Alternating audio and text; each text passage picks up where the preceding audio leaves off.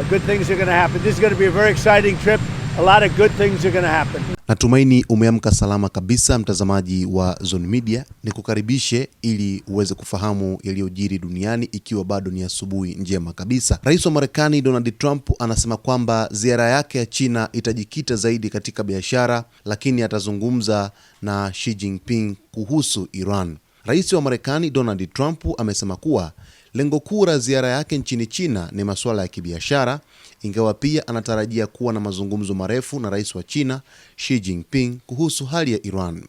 Akizungumza kabla ya kuondoka kuelekea Beijing siku ya Jumanne, Trump amesema Irani haitakuwa miongoni mwa ajenda kuu za mkutano huo, licha ya umuhimu wa swala hilo katika siasa za kimataifa. Sitasema Irani ni moja ya mada kuu kwa sababu kwa kweli kabisa tunaidhibiti Irani vizuri sana, amesema Trump.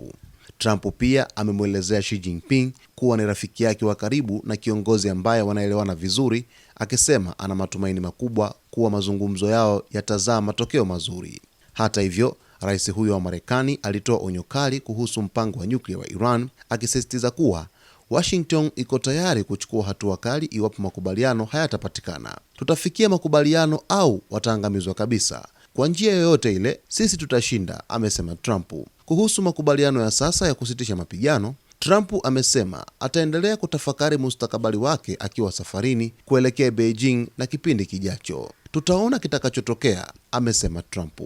Sasa haya ni yale ambayo rais wa Marekani Donald Trump alipoyazungumza kabla ya kuondoka kuelekea Beijing siku ya Jumanne, yani siku ya hapo jana, ambapo amesema kwamba Irani haitakuwa miongoni mwa ajenda kuu za mkutano huo, licha ya umuhimu wa swala hilo katika siasa za kimataifa.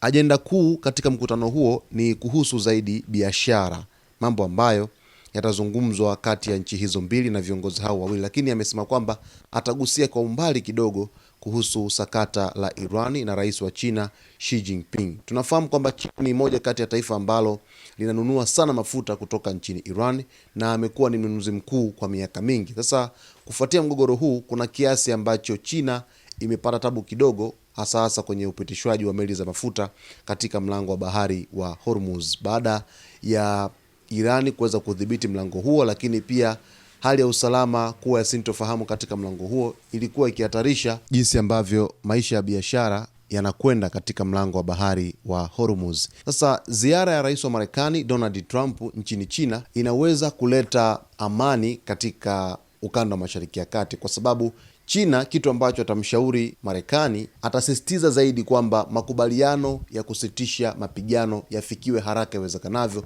ili kuweza kunusuru uchumi wa dunia kwa hivi sasa, kwa sababu uchumi upo katika hali ya hatari kutokana na kupanda zaidi kwa bei za mafuta duniani, kwa sababu nchi nyingi sasa hivi zinapitia kipindi kigumu cha kupanda kwa bei za mafuta. Hivyo watumiaji wa vyombo vya usafiri wanapata changamoto kutokana na kadhia hiyo, kupanda kwa bei ya mafuta katika nchi zao, hasa ikisababishwa na vita kati ya Marekani pamoja na Irani.